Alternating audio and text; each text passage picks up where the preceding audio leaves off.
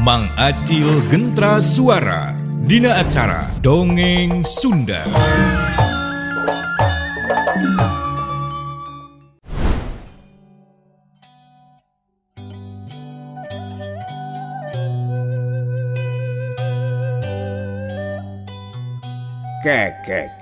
Berarti pamajikan Eyang Surawaja teh anu ngatik Nyai ti leuletik.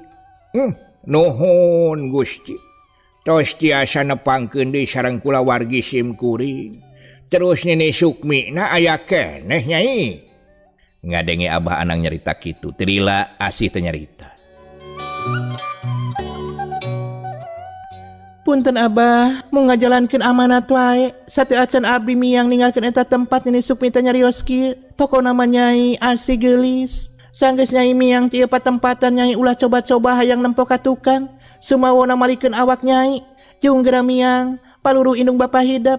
Sok amalkeun naon anu geus dibikeun ku Nini. Kitu teh Abah. Wah, benar sarua bahasana. Yang nu diucapkeun ku Eyang Surawaja kitu pisan. Kitu cenah cek Abahan. Dina hatina boga rasa bunga. Elmuna salah sahiji warisan ti pamajikanana Eyang Surawaja. Harita di luar barabat layung koneng teh. Mayungan nyaangan sabuduran eta tempat. Ciri wanci berang bakal kaganti ku peuting. Sareupna sakedeung di bakal datang. Reangna soragaang anu disarada. Mapag kana datangna peuting. Reangna soragaang jeung jangkrik disarada di sisi gawir. Pok Abah Anang teh nyarita ka Asih. Alhamdulillah geulis Nyai. Mangsa magrib geus tepi ye. Hayu ayeuna mah urang ngalaksanakeun salat magrib heula. Keun Jang Darman mah ulah dipake hariwang. Anu penting urang jaga we bisi anu rek ngaguna-sika. Kana raga kasarna Jang Darman. Sakalian urang ronjatkeun latihan. Pikeun yang hareupan komplotan si Gaper. Kitu cenah cek Abah Anang. Nyarita ka Asih. Bari jung duana ninggalkeun eta patempatan. Anu maksudna mah arek bebersih ngalaksanakeun salat magrib.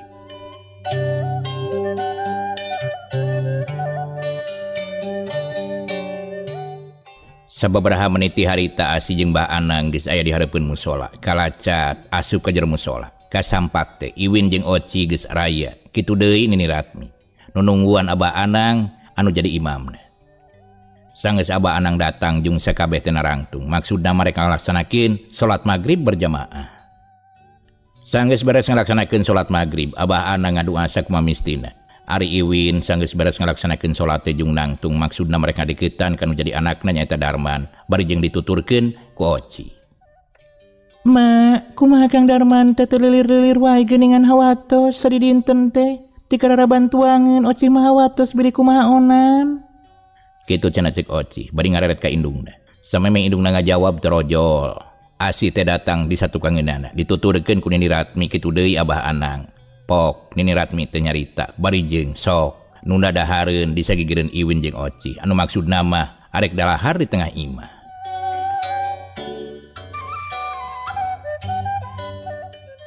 Geus anaking ulah melangjeng hariwang ieu. Keun aya si Abah, yap urang dalahar heula ayeuna mah ieu. Kenjang Darman mah keur puasa ulah hariwang sing percaya ka Abah. Ngadenge Nini Ratmi nyarita kitu sakedapan mah Iwin tengah huleng. Pok ngagerentas dina sajeroning hatena. Lamun seuk benerna nu dicaritakeun bieu ku Maratmi, yen nya si Ujang teh keur puasa pikeun leuman ilmu ti eyangna. Da basa dicampak ka ogenan pernah teh kajadian saperti kitu teh. Kitu cenah cek Iwin bari jeung ngahulang. Nyai, geus. Kitu deui ka Oci incu Abah. Sok dalahar we ayeuna mah tah ulah kalah ka ngaharulang kitu. Keun Jang Darman mah keur puasa, lain keur sare wungkul. Mohon cece, si Ujang mah teu naon-naon, keun wae abdi nu bakal tanggal waler, lamun seuk aya naon-naon mah. Tapi nguping cariosan Abah mah abdi ogenan regreg teh hariwang teuing. Anu penting mah urang teh, urang ngajaga ragana Jang Darman wae, ku urang sararea. Cacap nyarita kitu, Iwin nyambung caritaan adina. Pok nyarita. Nya, ece ge percaya kana wawasan Jang Darman. Anu tos mibanda ajian Puragabaya anu geus diteleumanana. Waktu sarita dicampak tah abdi oge nyaksian, malah mah ti Jang Darman sorangan nyaritakeunana. Sami pisan sareng nu ayeuna kajantenan tah Anjeunna sare juga nu ti berapisan kitu teh ai. Ngadenge Iwin nyarita kitu asing ngahuleung sakedapan mah teu percaya kana naon anu dibejakeun bieu. Terus tumanya kasurung ku rasa penasaran. Keke neleuman ajian Puragabaya. Kapan kitabna oge nantos dipadog teh ku si Jajadu Garong teh anu ngaran Gaper. Terus anu ngajarkeunana ka Jang Darman teh apanan eyang Surawajana ge tos tilem, tos teu aya. Ari Abah Anang ngadenge Iwin nyarita kitu. Anu nandakeun yen asih teh ngarasa penasaran kana ceritaan Iwin. Samemeh nyarita Abah Anang teh seri heula. Asih anak Abah kitu deui ka Iwin sarua anak Abah. Geus ulah jadi pagunaman anu penting, Jang Darman mah cager deui ieu, bakal bisa ngelehkeun keur musuh-musuh urang. Khususna ka si Gaper salaku Jajadu Garong. Yap ayeuna mah urang dalahar heula, tah mah hidap ngadadago. Nya gelis. Hayu urang dahar heula bisi kapentingan manten ieu. Bade ka mana kitu Nin, mani nyebat beli kawengian. Bade angkat ka mana maksad teh ngiring atuh. Ka hade teu ngantunkeun Oci. Lah nah teteh, nini hidap mah geus kabiasaan nyarita kitu. Lamun Abah teu ngadahar anu geus dijagrakeun teh paribasa eta mah moal ka mamana ieu gelis. Kitu cek Abah Anang. Nya sanggeus kitu mah braksa kabeh teh dalahar. Bangun ponyok balake ceraka najan Iwin mah sakapeung ret-di kanu jadi anakna. Wanci sareupna harita teh geus kaliwat. Reangna sasadaan, jangkrik ngikrik si mencari cangkas milu mapaes dina kaayaan peuting harita. Sakapeung kadenge anjing ngagogog ditema ku babaungna meupeuskeun wanci dina mangsana peuting eta. Saberesna dalahar jeung Abah Anang teh nangtung ninggalkeun Nini Ratmi anu keur ngariung deui di tengah imah. Leos ka hareup maksudna mah arek ngareureukkeun tas dahar. Pok Abah Anang teh nyarita ka Nini Ratmi. Mana? Sing kadiekeun tabako mole tah. Kuring terek si dengdang yeuh tas dahar asa wareg kieu. Arek diuk di hareup bari ngarasakeun hiliwirna angin anu ngadalingding. Tas si Idon, nah atuh make jeung milu jeung si Ahmadi. Atawa memang meureun si Ahmadi teh supaya batur ngobrol. Jadi we Abah di dicuang cieung. Lah aya-aya wae budak teh. Kitu cek Abah Anang, jol inget wae ka Ahmadi jeung ka Idon. Nya sanggeus kitu Nini Ratmi teh ngoloyong nyokot bako mole. Sanggeus kitu terus dibikeun ka salakina. Ya Abah. Nuhun Nini, alah mending geus lepat kieu nya abong geus lila ieu teu meuli-meuli. Keun bae atuh Abah dadatna ari geus lila masok lepet. Balas ka diukan eta teh. Lain nah hari barudak teh can aya wae daratang geuningan. Ngadenge Nini Ratmi nyarita kitu, pok Abah Anang teh mairan. Pugu Abah ge bieu teh tas ngahuleung heula. Da maklum sore keneh atuh ka karaogenan Isya. Sakedeung deui ge daratang, komo apal Abah geus mulang mata. Sabot Abah Anang keur dariuk kitu, bari ngararasakeun angin peuting kelepus udud. Sebrung haseupna disebrungkeun ka luhur, bangun anu nikmat pisan.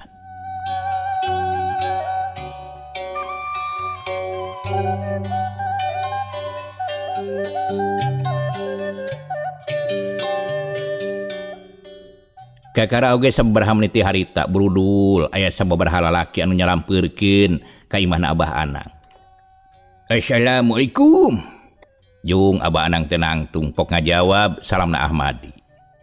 Waalaikumsalam warahmatullahi wabarakatuh. Calager ya barudak.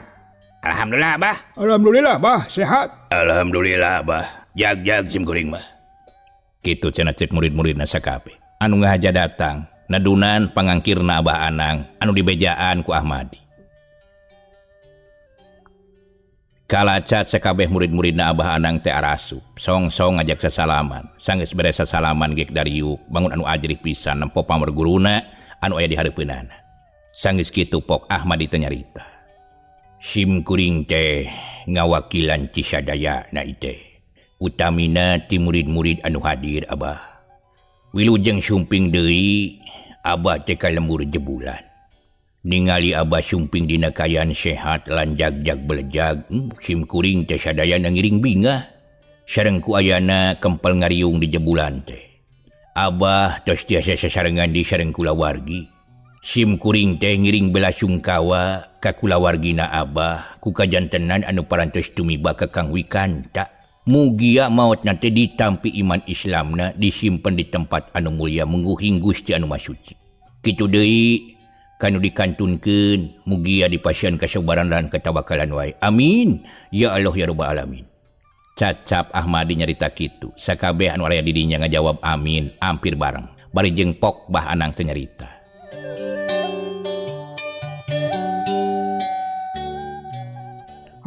Nuhun pisan. Kasakabeh murid-murid Abah, kawakilan ku kulawargana Jang Wikanta, bisi salila ieu Jang Wikanta keur mangsa jumeneng keneh aya dina kasalahan, mugia saling lubarkeun wae, saling hampura. Bisi kasih kukulaku kasepaku bahasa, Abah salaku wawakilna oge salaku kolotna menta dihampura ka sararea anu sagede-gedena tina kasalahan kulawarga Jang Wikanta. Ngadengi Abah Anang nyarita kitu Pok Ahmadi teh deui ngawakilan sararea. Saling maklum Abah, mungguhing jalmi mah teu luput tina kasalahan sareng kaluluputan. Saur paripaos salamina tungkul tina keluluputan tanggah tina kelepatan. Eta sifat ning manusia. Kitu deui sim kuring ngawakilan ti sadayana anu sami rawuh estung hapunten pisan. Sok sanaos teu disuhunkeun ogenan sim kuring teh tinangtos bakal ngahapunten. Utamina ka Kang Wikanta, kitu teh Abah. Kitu cenah cek Ahmadi. Bari nitenan ka sararea anu araya di dinya. Kaayaan wanci harita teh beuki peuting bae. Sakapeung kadenge anjing babaung ditema ku sesengkug anu disada dina luhureun kai. Dipapaes ku jangkrik jeung cari cangkas anu disarada dina dahan tangkal nangka.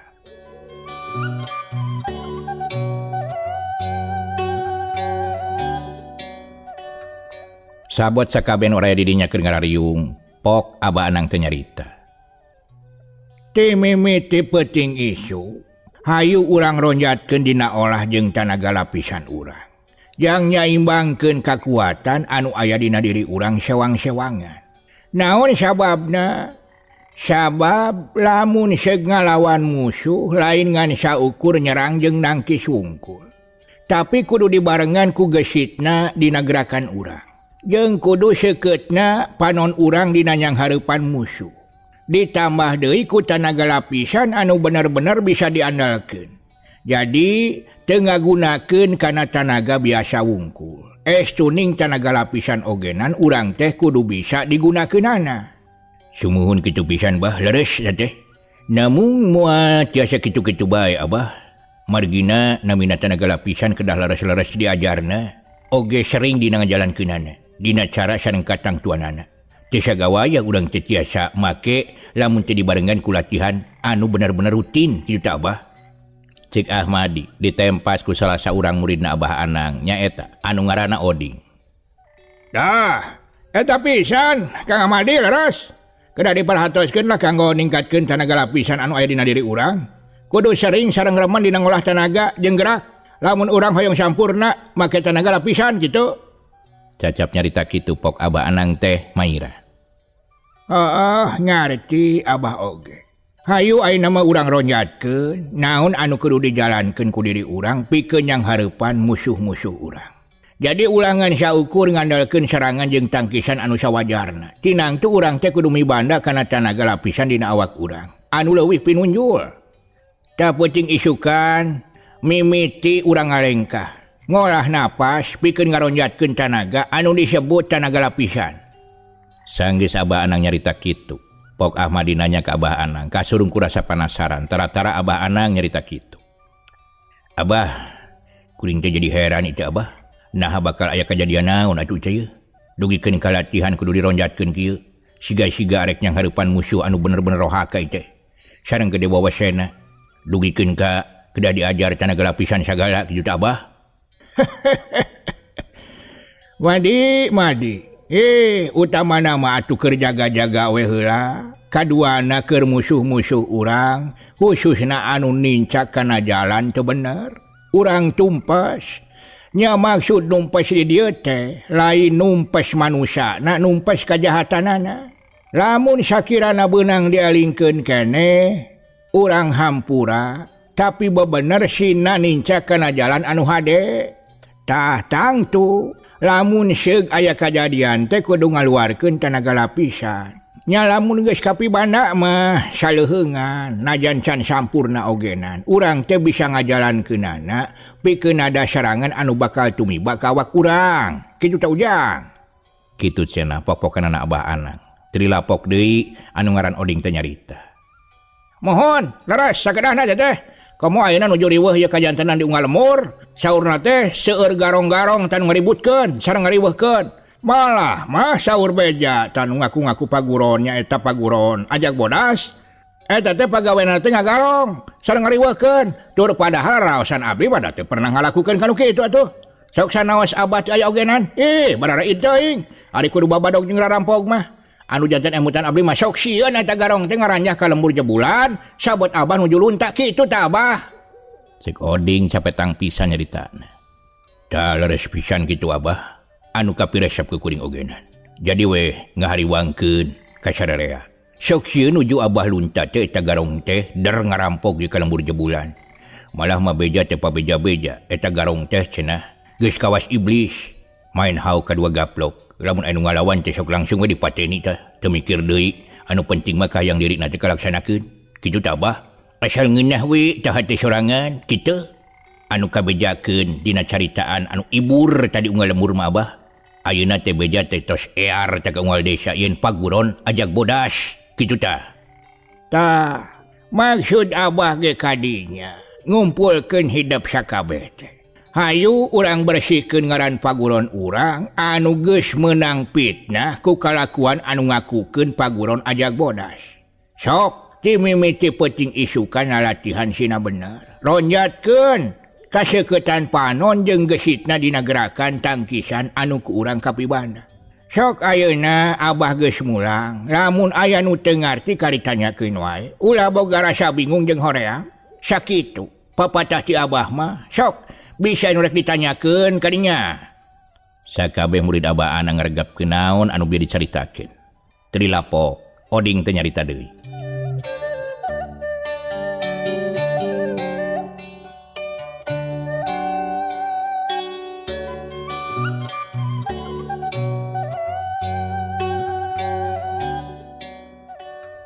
Abah, eta anu sareng Ceuiwin teh raina Kang Wikanta. Namani saring magbisan dedegan sareng raut wajahna atuh eta teh. Abah Anang mesem bari jeung kelenyun udud bakomole. Bareng repok pisan Abah Anang nyarita. Kapiheulaan ku Ahmadi manten. Puguh ogenan bener pisan euy teu salah teh Oding. Tangtungan jeung dedegan Ceu Asi mirip pisan jeung Kang Wikanta. Da sugan malin Ceu Asi atuh maklum puluhan taun teu papanggih, ayeuna papanggih geus sakitu umurna. Tapi kagelisan nama wah mantaka tarik ati kabeng batrasa teh. Akang maya aya wae nyatang tu ari awewe mah geulis atuh. Lamun lalaki geus pati kasep, kitu lain Kang. Cek Oding ngabanyolan ka Ahmadi. Ari Abah Anang ngan ukur mesem we harita teh ngadenge pagunemanana antara Ahmadi jeung Oding.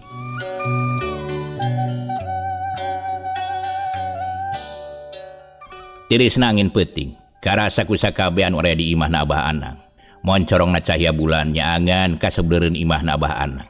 Ngarasa geus cukup pok Ahmadi teh nyarita maksudna merek pamitan ka Abah Anang. Muhun atuh Abah, upami parantos cekap mah ieu babadan tenan urang. Sadaya anu araya dipayunin Abah teh neda undur pamit wae. Bilih wengi teuing, enjing deui lah sakantenan lalatihan. Kitu teh Abah. Nya bener kitu wae teh Abah mah. Sok arek marulang mah. Geura istirahat ka ditu. Ari di Simabri mah moal Abah. Da parantos wawartos da ka inung si teueul. Moal mulang ieu bade mondok di jebulan. Cekeng teh kitu. Nya teu nanaon atuh mah syukur. Ari kitu mah Abah caya batur. Cacap Ahmadi nyarita kitu jeung murid-muridna Abah Anang teh narangtung terus pamitan sesalaman ka Abah Anang. Kitu deui ka Ahmadi. Nuhun Jang Oding. Salam we ka Bapa Inung hidupnya ti Abah. Bejakeun we Abah geus balik kitu. Hayang dipangdongengkeun kitu Abah teh. Sok resep teh lamun Bapa Jang Oding geus ngadongeng teh. Sok seubeung seserian. Eta sok ngagamarkeun ngageblek pika serieun. Godos. Mohon mangga dicaroskeun bah. Mangga ku abdi. Da kitu kalakuan bapa mah. Godos, mohon ngagebleg. Keun ka dibartoskeun lah ka bapa. Kalau resan pun bapa teh nuju di Pangandaran, teh sareng pun bojo nuju ka besana ka kidul. Tos 2 wengi kitu teh abah. Wah, atuh balik mawa lauk asin tanu sagede panto. Geningan sok diasong-asong di sisi basisir tah. Anu meber araripis. Pangmesankeun nya, oding. Eta teh ka resep abah lu. Asin nu kitu teh tah, naon roti-roti kitu tah. Abah teh poho ngaranna teh. Oh, Jamal meureunna abah. Bener pisan. Digoreng teh singgali. Ditambah jeung sambal kalapa soalna teh daun gandul tah, jeung daun baledog. Ditambah we ku areuy antanan. Wah, pedok pisan pokona mah. Geus, moal anu ngelehkeun pokona mah kanikmatan di alam dunya teh. Paling hedet pokona mah. Asa dahar jeung daging sapi we teh. Tapi da daging mah eueuh. Jadi we pucuk daun gandul deui. Nu dihuapkeun ku abah teh kitu. Cacap nyarita kitu pok kaselang ku Ahmadi melu nyarita. Kade tah isukan. Datangna ulah bada isya teuing, sameme isya ogenan geus araya di dieu yeuh. Urang berjamaah isya heula di dieu. Sameme ngalaksanakeun latihan supaya lebih khusyuk tah dina ngajalankeun latihan. Nya sanggeus kitu mah teuting laleos ninggalkeun pakarangan abah ana.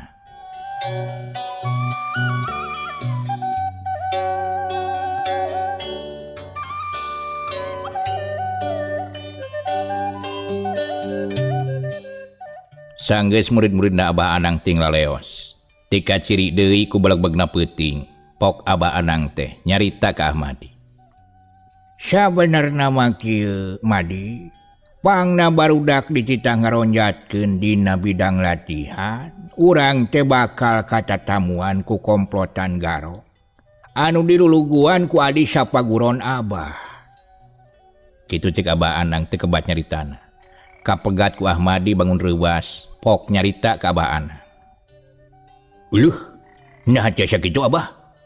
Carita nama panjang, Madi. Anu penting aya nama maneh tingkat ke naon anu geus diturunkeun ku Abah.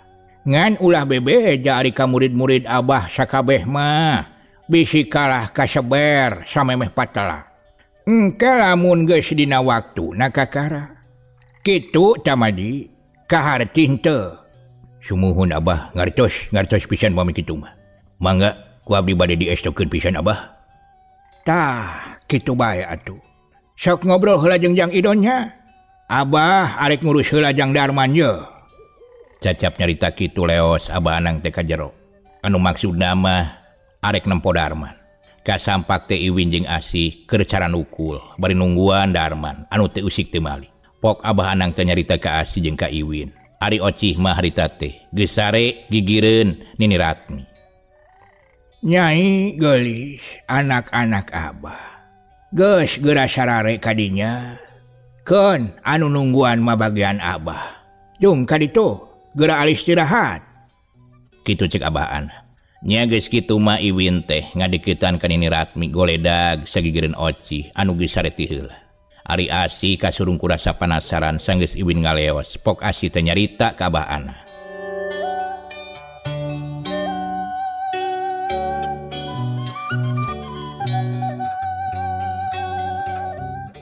Abah, Asih aya pamunut. Pami Abah ngawidian Asih teh hoyong nepangan tah ka Eyang Surawaja.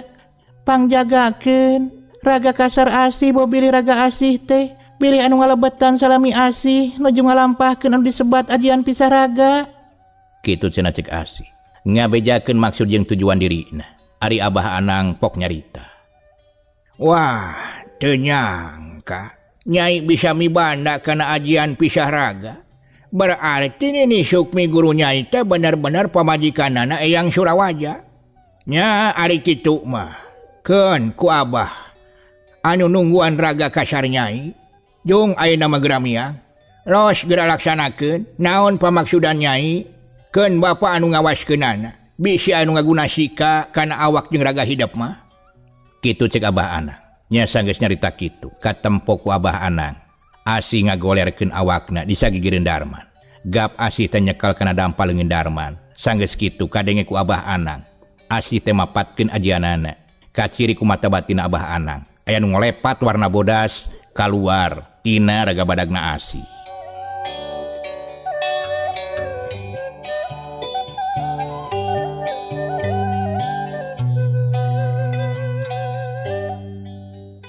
Kocapkeun harita lelembutan Asi geus aya di hiji rohangan, tapi eta rohangan teh jang Asih mah asa pernah kasaba basa keur jeung Nini Sukmi. Pok Asi teh ngagerentes sajroning hatena. Waduh, kekekena ieu tempat teh asa-asa aing. Asa geus pernah ninca ka dieu. Basa jeung indung juput aing. Jadi penasaran heueuh kitu. Da bener tuh. Di ditu tempat diukna Nini Sukmi teh lamun keur ngajarkeun aing. Teu mungkin lamun Darman dibawa ka dieu mah. Terus naon maksudna jeung dibawa ka guha ieu? Emang aya kaitanana kitu jeung Nini Sukmi nu ngikut aing?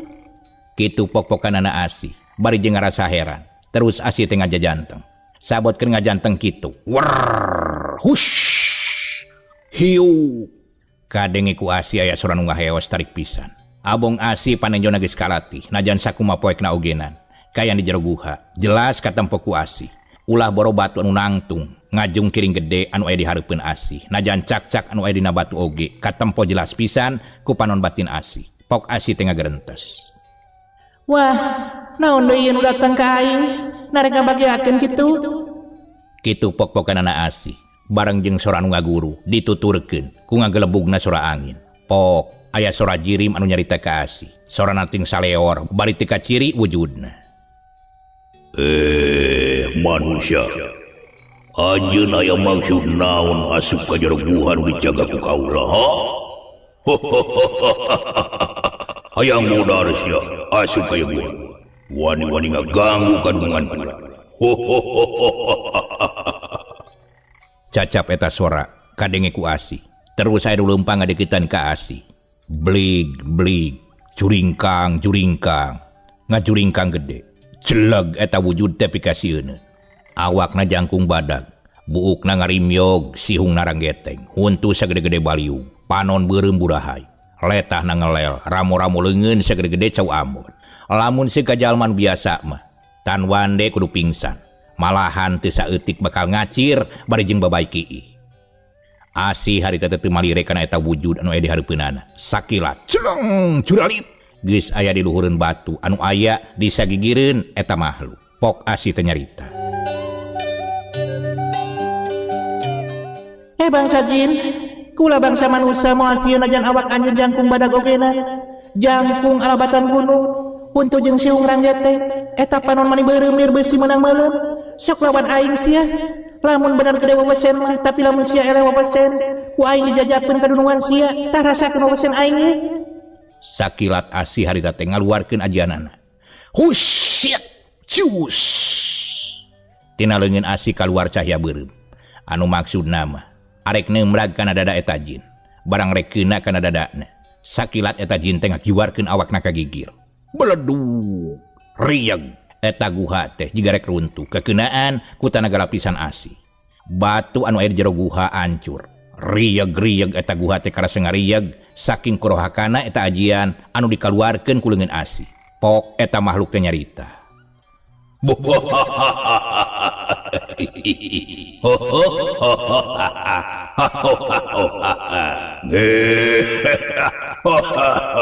Manusia, nganu delis anu cantik. Ngarek naon anjeun asup ka ieu guha? Sok bejakeun ulah-ulah kalaka ngaluarkeun sieun kitu.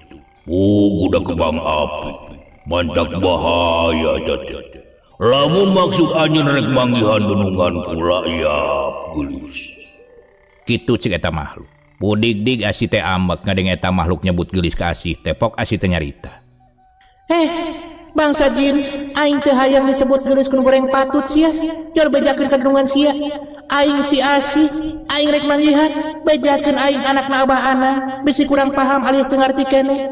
Aing incuna Eyang Surawaja, salaku muridna Nini Sukmi. Cacap nyarita kitu eta jin teh sakaligus sujud ka Asi bari jeung Pok nyarita.